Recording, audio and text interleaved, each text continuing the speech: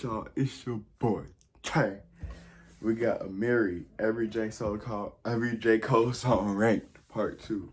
So y'all know in part 1, bro, I'd say he was probably tweaking a little bit. Not a lot, just a few times. But now we finna see his favorite songs. You know, these are all the songs he liked. And he did every J. Cole song. So, like, it wasn't a lot that was disliked. So we finna see what's up. But y'all, man, hit that like and sub button. Join the fam. We on the road to 10K.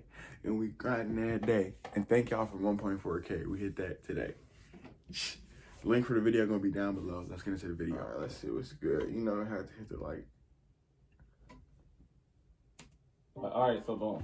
Quickly before I get into explaining the tiers, bro, some of y'all should be ashamed of yourselves. Like, I get people have a favorite rapper or simply a rapper that they like a lot, but the people that was commenting on my last video was getting out of line. The Not My Style tier was the biggest one that was making people upset. I was legit admitting that J. Cole has some great songs that I just personally don't like listening to, and y'all niggas was still complaining. Like my man's Javon right here. He said, I love your videos, but you saying January 28th is boring almost made me dislike. I know he said almost, so he probably didn't actually do it, but the fact that he planned to is still wild. I will understand if I put the song in the whack tier and I said it was ass because it's boring. But no, I said it's a great song. I just don't get entertained by it. And people still wanted to dislike the video. Like, I don't know what to say to y'all, man. I got a few comments like this and I was seriously just shocked. And don't even get me started on this person. This dude pretty much said, like, why are you making fun of J. Cole? He didn't do anything wrong. He said, folks said you mocking his voice and shit.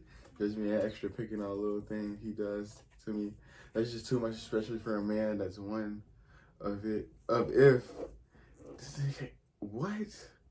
He can't even type right. Oh my God, I can't read that. But he said, Mary, he won't really get his appreciation until he dies. Watch. That's kind of fucked up to say. I think J. Cole get his appreciation.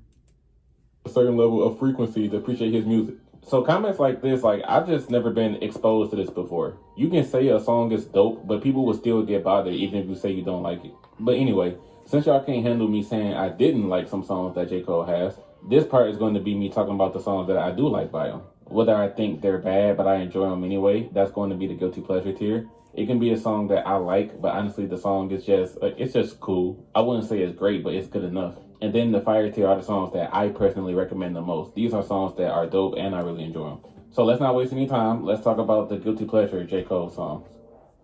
Create your future as a music producer. Immerse yourself in mixing, mastering, and production to get 39 mil.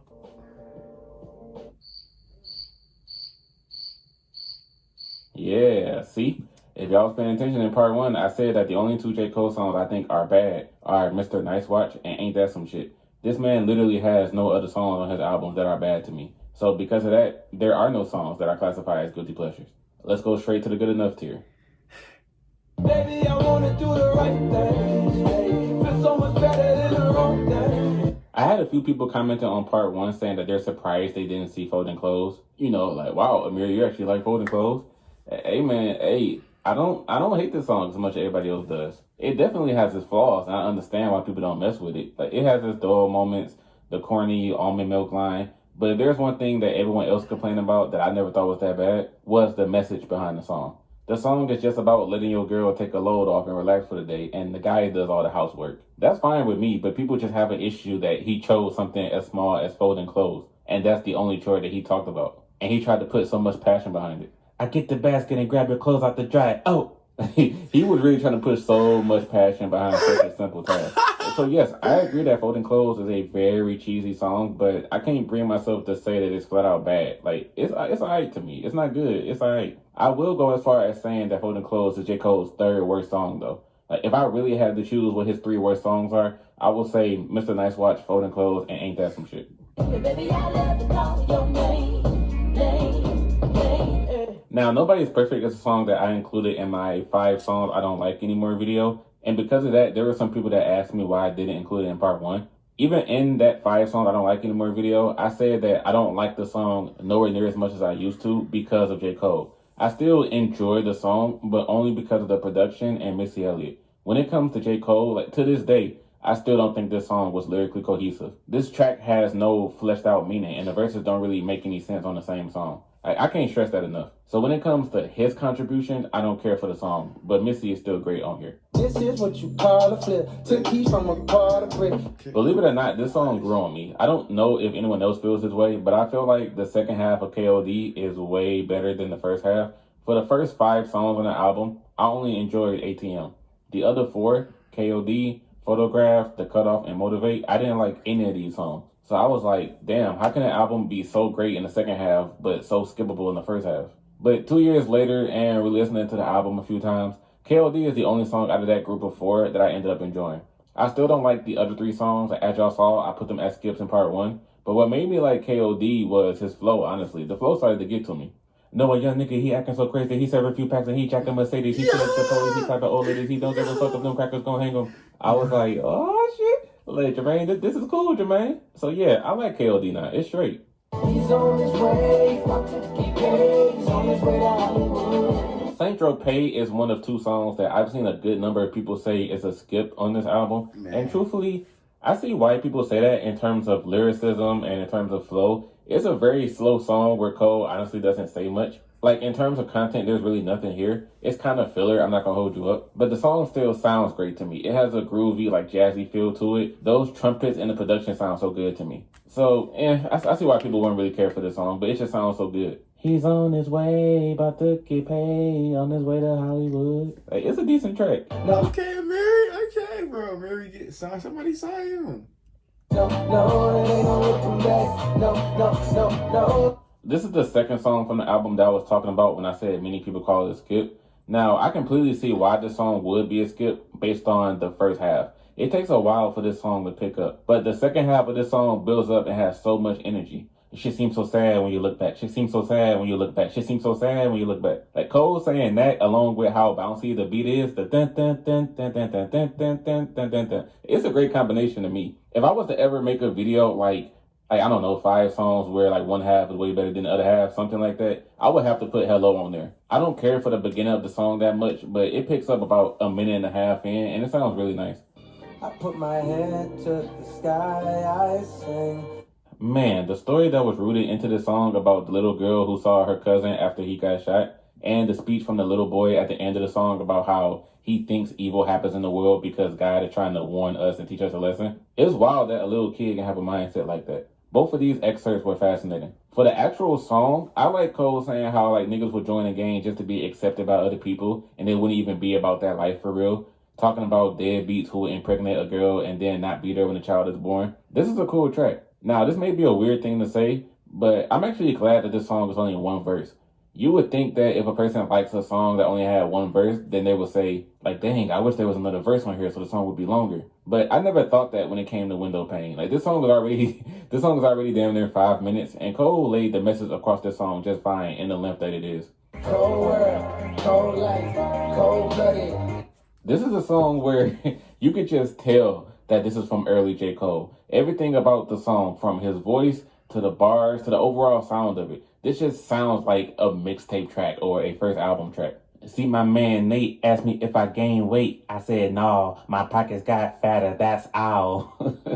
At times I watch the news and see they talking about diplomacy, and they ain't got a clue my niggas ain't got a diploma. See? Like, it's not bad, definitely not bad. That's not what I'm getting at here. It's just a song where you can tell someone wrote this like trying to go hard. But the thing about the good enough tier is that it also includes songs that I enjoy, but I see why other people would skip them. You know what I mean? So Cold World, Hello, Saint Tropez, I see why these would be forgettable songs to others. Even when I'm high, ain't no way to live. Do I want to die? I don't know. In the intro to part 1, I said I wouldn't count this because it was too short and Cole was barely rapping on it.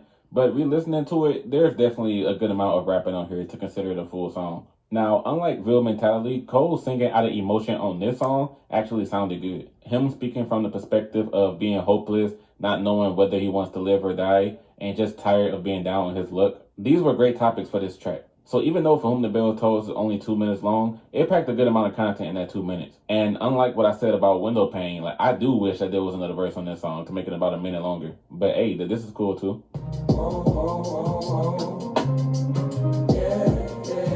I mostly enjoy this song for the chorus, even though it's minimalistic. Just a whoa, whoa, whoa, whoa, yeah, yeah,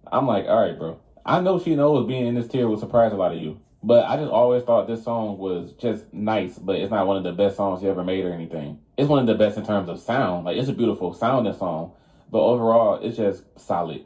Now let's get into the fire tier. These are the J. Cole songs that I mess with the most, and these are the songs that I personally recommend by him. And don't forget, y'all comment down below and let me know which songs by him y'all like the most and which ones y'all would put in fire tier. Don't save her, she don't wanna be saved. Don't save her, she don't wanna be saved. Don't save her. I can't believe I fooled so many people in my last video when I put this as the first song in whack tier. Like, bruh, I had hella people that said they fell for it. But y'all was low-key trying to hurt my feelings. It was people saying, like, yeah, man, I was about to dislike the video. Well, man, I did dislike the video until I saw you were joking, so I took it back. I was about to unsubscribe. I was about to report this nigga account for excessive cap. Dog, even those comments was wild. That nigga said I was going to report your account for excessive cap. I believe y'all would abandon me that easily if I was being for real. But of course this song is in the fire tier, man. This is one of the catchiest songs that he has. The beat is perfect. And this is another song where I guess you can look at it as him being misogynistic again. But what he said in the song is still facts about how a lot of girls have reality TV stars as role models because they don't have anyone of actual importance to look up to. That's facts. Also, it deadass took me 6 years to notice this. But toward the end of the song, I always thought he said, "She shallow with the pussy, she shallow." But apparently this isn't true. He said, "She shallow, but the pussy deep." But what happened was there was a second layer of vocals that came in, and where he says, like, "She shallow," that part is played at the exact same time where he said the word deep. So it makes it sound like he's saying something different. But no, the correct lyric is, "She shallow, but the pussy deep." Like, I can't tell y'all how surprised I was when I found that out. But I wanna find her so bad, I can't help but break down. I break down. For the people who think J. Cole's first album is ass, like, if I'm being honest, I don't know where the hell y'all got that from. It has a few, like, whatever songs and then one bad song. But then there's songs like Breakdown. Like, this is easily a great song. Cole said that this was the most personal song to him from this album. And you can seriously tell just by listening to it. The first verse, he talks about him breaking down whenever he thinks about his messed up relationship with his dad. The second verse, he talks about his mother and his community breaking down from the drug use and the lack of opportunities that they respectively face. And the final verse is a quick story about a girl who's college educated, but she has a boyfriend who's in and out of jail, and they have a child together. And although the girl loves her man, she can't take the pain of dealing with him anymore, and she feels like she's being strung along in the relationship. So Cole is telling her not to break down. This song is fantastic. It's one of the most underrated songs of J. Cole's career. And I bet a lot of you watching this video right now have never listened to this song. Count it up, count it up, count it up, count it. Addicted to Money is a track that I had to go back to liking it because it was definitely a point where it got overplayed and I was trying to avoid hearing it so much. But it was really just that popular of a song. It's the biggest song on KOD that's a banger, and it's a dope track, so it definitely deserved the attention it got. The album KOD in general, but specifically this song, I feel Cole went into it wanting to make a few banger tracks. Since For Your Eyes Only was criticized for being so boring, he had to show niggas that he can easily make a lit song if he wanted to. His flow, his rhymes, everything about this song just proved he can go from slow conscious music to highly energized hype music. Wait, I think police is at the door. Okay, so speaking of For Your Eyes Only, why the hell is this song Neighbors on that album? That whole album was a story about his friend James, but there were some tracks that were intertwined with Cole's life as well, like the She's Mine songs. And every song had an emotional meaning about love, thoughts about life and death. And then out of nowhere, he tells the story about how he bought a house in North Carolina to get away from the spotlight and use as a studio. But since he and the other Dreamfield members were constantly in and out the house, his neighbors thought it was a trap house and they called the feds to get him in trouble. This is a hype-ass song, but when you listen to the album, it does make you think, like, where the heck did this song come from? It's also really cool how the music video of the song is the actual security footage of a whole SWAT team kicking in the door of the house trying to raid it. They bought helicopters, like the whole 12. His neighbors were really trying to get this man in trouble. Even though it's a great track, I truthfully don't think it belongs on this album at all, but it's a fire track regardless. How much for your soul?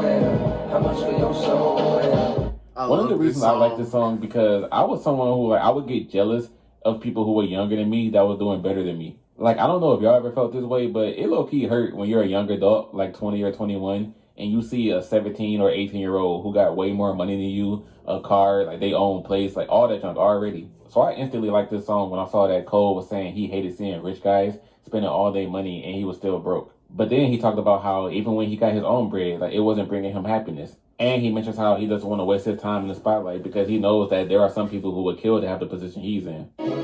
before I wake. I'm praying to Lord, my soul to take. Now, Rise and Shine is one of the better come-up songs from Cole, talking about how he previously didn't have anything, but he worked really hard to get where he is now, and he has to put on for Fayetteville. The sound clip at the beginning of Jay-Z saying that there's a younger kid out there who wants to be a rapper and they might come up to try to take Jay's spot. It's cool to know that Cole ended up being signed under Jay and became one of the biggest rappers of a future generation. Rise and Shine was a good, groundwork laying song. And I ain't too proud to tell you that I cry sometimes. I cry sometimes about it. Literally anybody that listens to J. Cole will be quick to tell you this is one of his best tracks. The storytelling here was well thought out and executed perfectly. The story of how a young couple is expecting to have a baby, but the guy suddenly has second thoughts and he tries to get the girl to get an abortion. The first verse being from the guy's perspective, and then the second verse, Cole switches to the girl's perspective and argues from her point of view on how, you can't tell me what to do with my own body. Man, I did ask Phil, it's impossible to think this is a bad song. This is one of the songs that made people know that J. Cole was going to be someone special. Sometimes I brag like hoes.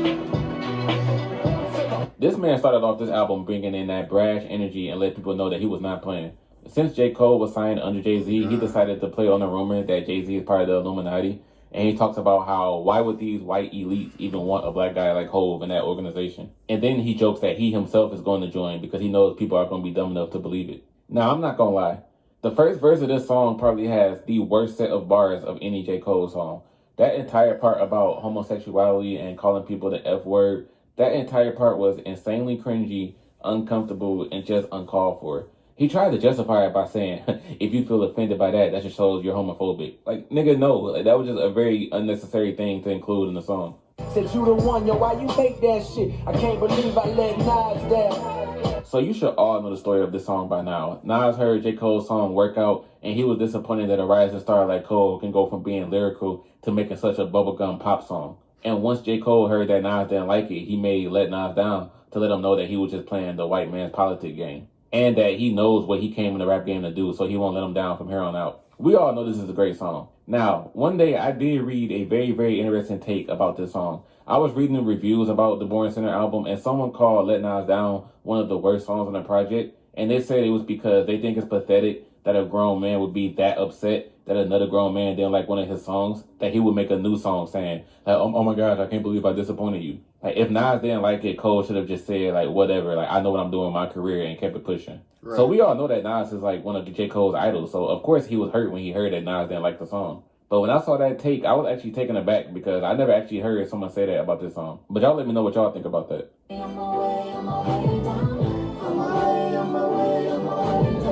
This is easily one of the most different sounding songs on Born Sinner. Literally every other song on the project has a dark, gritty, serious tone to it. But then you hear a song like Crooked Smile that's super poppy and has R&B singers on it. I will agree that it kind of doesn't fit in the album in that sense. But Cole included it because throughout Born Sinner, he went from darker songs to more lighthearted songs. So it fits in that aspect. TLC did a great job on here, and they made the song sound way better. It's nice to hear Cole make an uplifting song for the women and how they shouldn't focus on their imperfections and instead focus on the things that make them beautiful. Now, what I don't understand is, how is this a song that's made by J. Cole? We just talked about earlier how he stayed making songs where he was an F-boy and he was doing women dirty. Or thinking about doing them dirty. Right. And then he makes this track telling women that you should not let a man bring you down. You should love yourself without the need of a man. Nigga, look who talking. You the last nigga that should be trying to give women this advice. You part of the problem on why they feel they aren't worth anything. The only reason I'm putting Crooked Smile in the fire tier is because he does talk about his own imperfection in the song, and it still sounds great. But looking at it from the standpoint that I just mentioned, in terms of context, it really isn't a good song because it was made by J. Cole. Cause I ain't never did this before, no. And I ain't never did this before, no. Probably one of the biggest songs that people love so much because of how relatable it is. Wet Dreams is definitely a smooth sounding track with a cool story about lying to a girl and making it seem like you're good at having sex when you're really a virgin and you don't know what you're doing. So many niggas suddenly came out with man, dang, bro, J. Cole sound like me. I was lying like that too. I swear I knew what I was doing. Now, even though Wet Dreams is in the fire tier, I will say this.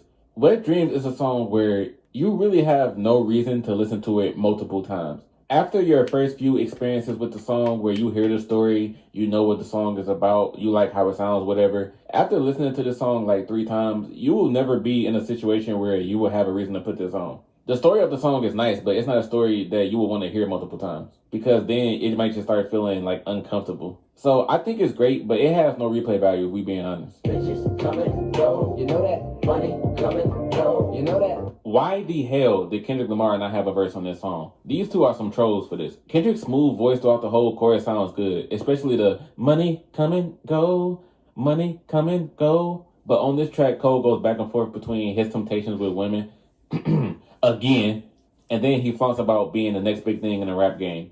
And to challenge that, he chose to release Born Sinner the same day Kanye West dropped the Yeezus. I like Forbidden Fruit a lot, but if I'm being honest, for a Kendrick and Cole collab, it wasn't a fantastic song that the two of them could potentially make. It's good, but to me, we could have gotten way more from a song with the two of them on it. Get out my dick.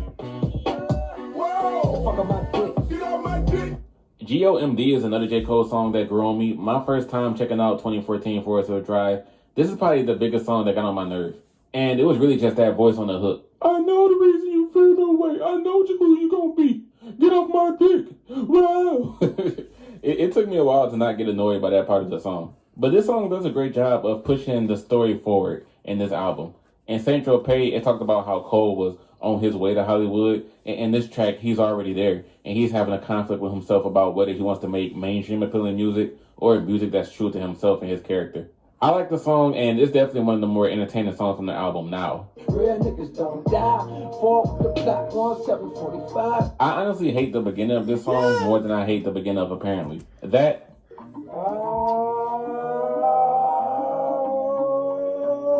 I'd be having to skip the first 10 seconds of the song because of that part. But this is probably my favorite part of the story throughout the For Your Eyes Only album. Cole explains from James' perspective that he knows him slinging dope is wrong, and he knows that karma may come back and get him, where he'll be either locked up or even killed for doing so. But James has just been around so many people in the hood who did end up getting locked up or who lost their lives.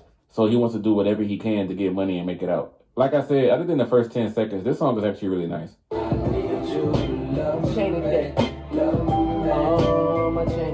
Changing Day is always a crazy song to look back on with J. Cole because when he first came up, he used to rock the chains, the watches, and talk about looking fancy. But looking at who he is now, he's the complete opposite. And he pretty much has no fascination with trying to look rich. When you look at J. Cole nowadays, he dresses like a regular ass person, so he really did grow from this. In the song, he ends up promising that he won't focus on materialistic things such as jewelry, and that he learned his lesson about how that doesn't bring happiness. And this is actually one of the reasons why I hate Ain't That Some Shit so much, because he opened that song by saying that he was just playing on Chaining Day, and he spent that song just rapping about a bunch of ignorant stuff. Back in my mind was you. It's very clever how Cole intertwined messing around with drugs with messing around with other women when you're in a relationship already. The double entendre worked great. And of course, the most obvious thing about the song, the name of it being a reference to Kevin Hart cheating on his woman at the time. He openly came out and admitted his wrongdoings, even going as far as to be in a music video for the song. Songs like Kevin's Heart is just why I think the second half of KOD is so much better than the first half. I don't know if you guys ever heard the original version of Power Trip that had J. Cole singing the hook, but it did not sound good at all. Cole made a wonderful decision by getting Miguel on here. Not even just Miguel, getting another human being other than himself to sing on this song was a great idea. It definitely added to the single potential and it made the song more popular. Power Trip is still a top tier song regardless. It's more of a part 2 to his song Dreams from the Warm Up mixtape, which is why he said, had a thing for you, even wrote the song Dreams for you. The song is really about how Cole wants this girl so much he's willing to kill someone for her. But then, damn near every other relationship song in hip-hop, it's also a double entendre about the rap game. And he wants to become as big of an artist as he possibly can. I see why this is a Cole song that people love so much, but I gotta give most of the credit to Miguel. Miguel is the reason why this song sounds as good as it does. Okay, at this point, I'm not gonna lie. I completely understand if people look at Born Sinner as a relationship album. In terms of content, there's 6 damn songs where he talks about women. None of the 6 songs are bad, but when you're listening to the album, it does reach a point where you think, damn, is this dude just rehashing the same ideas? He didn't talk about relationships at all in the third verse of this song. He completely just changed the subject. And funny enough, the third verse is the best verse. He exposed his last manager for being a perverted old white man. He talked about how slave owners used to sexually abuse some of the slaves they owned. The third verse of Runaway is one of his best verses, but once again, there is a ton of songs on Born Sinner where he discusses relationships. And you're definitely going to reach one of the songs and get tired of hearing it.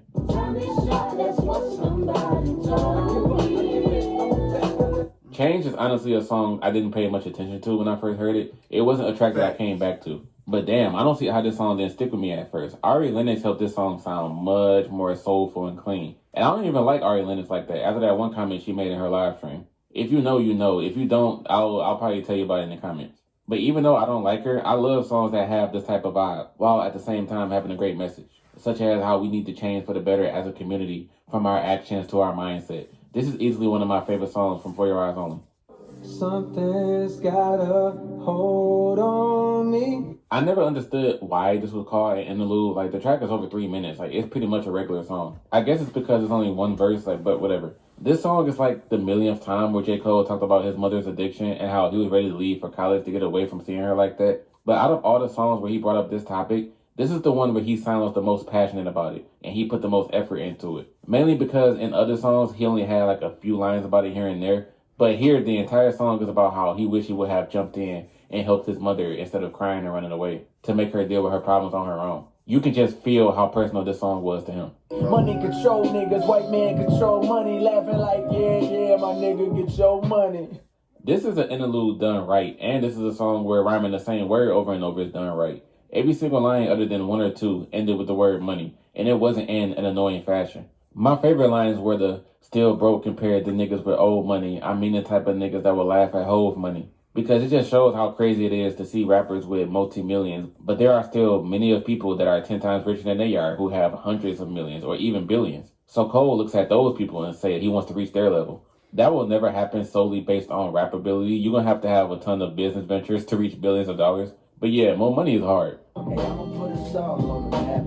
Gone and I ain't looking back. Silent Story is one of the hungriest songs that Cole has. Not hungry in the sense of flow, but in terms of bars and the tone of his voice. It just emulates someone who wants to become a huge rapper someday. My favorite part of this song is the second verse. Like, man, this second verse was crazy. Cole talked about being able to fly first class and older white guys being so judgmental. How does a young black guy manage to escape his harsh surroundings and afford something like this? They see him sagging his pants, blasting rap music, but then he says, then I fuck up their heads when a nigga show manners. Like, this was fire, bruh. Then he's telling rappers in New York that he's about to come take their spot now that he's about to live there. Hey, dog, like I said before, I don't know how people came to the conclusion that Sideline Story is an ass album. He definitely had songs on here that proved why he deserved to make it. Just remember what I told you when your shit flop. In 5 years, you gonna be on Love and Hip Hop. The song that some people took as a diss to new school rappers, and some felt it was a track where he was simply giving them advice. Either way you look at it, this was a nice idea, and even nicer execution. Cole showed that he doesn't even hate any of the new rappers, and he's proud to see them make their bread so they can feed their family and whatnot. But he also took a big brother role and told them straight up, like, hey, the type of music y'all make, like, y'all can't make it forever. As y'all fans get older, their music is going to get older and become stale. He says how their music can easily influence the wrong crowd of people, and he advises them to do tours because that's how rappers make most of their money. And then, of course, the most memorable line of them all, just remember when I told you when your shit flop, in 5 years you're going to be on Love and Hip Hop, nigga. He most definitely ended this album on a dub. Love yours, staying is a life that's better than your love. No such thing, no such thing. Speaking of ending albums on a dub, Love Yours wasn't the actual final song on the album. That was Note to Self. But Note to Self was 14 minutes of him just talking. So I'm counting Love Yours as the final song, and this was a great position for it. Now, this is probably the #1 J. Cole song that emotionally makes people feel good about themselves. From the soft sound to the message about being happy with your own life and never being jealous of another. Because there's no such thing as a life that's better than yours. We were all brought to this earth for a reason, and we have to live our life to the fullest. And then he tells his own story about how he didn't think he had much growing up, but compared to a lot of other people, he did have a lot, so it could have been worse. Love Yours is a song that I don't mind hearing people say is his #1 best track ever. He has a few tracks that are fire that I see people get kind of carried away when they call it his #1 best song ever, like No Role Models or Power Trip. But when it comes to Love Yours, seriously, this is a great contender for that title. Once again, speaking on ending the album on the dub, I had to say one of the best songs for last. If some of you watching this video was wondering, like, man, why the hell Amir ain't talk about Born Sinner yet? Like, it's here. Don't worry. I got you. So here Cole touches on his relationship with music and says how it held him up before he got famous. And now that he is famous, is what keeps him pushing, as music is really a huge part of him. And thanks to the help of James Fauntleroy, who did a fantastic job, by the way, he also touches on how he knows that he isn't the most positive person in the world and that he was born into sinning. But by saying, "But I die better than that," he promises from here on out that he's going to try his best to be a good person. Cole definitely has a knack for saving some really great songs for the final track on his albums. The Sideline Story is the only album where that's not the case. But he definitely knocked out the park with songs like For Your Eyes Only, 1985, Love Yours, and of course, Born Sinner. I enjoyed that. I told bro, I liked it a lot. Like, he really put me on some songs I don't even listen to that sounded kind of good. Like, I'm not a super J. Cole fan. I can't even lie to y'all. I'm not a super fan, but I like J. Cole music. You feel me? But it's just not something I'm gonna go and play every day. You feel me? But maybe I'm gonna check out some of the music, man. See if I like it. Let me know if y'all want to see more J. Cole reactions than I got y'all, man. Y'all hit the like and sub button. Go subscribe to the Amiri account. Y'all hit the like and sub button. Join the fam. We on the road to 10K. And we're grinding that day. But yes, I definitely enjoyed this video. I really wanna, I'm gonna check out way more of his videos and react to it, bro. Cause he talk about a lot of good stuff for real.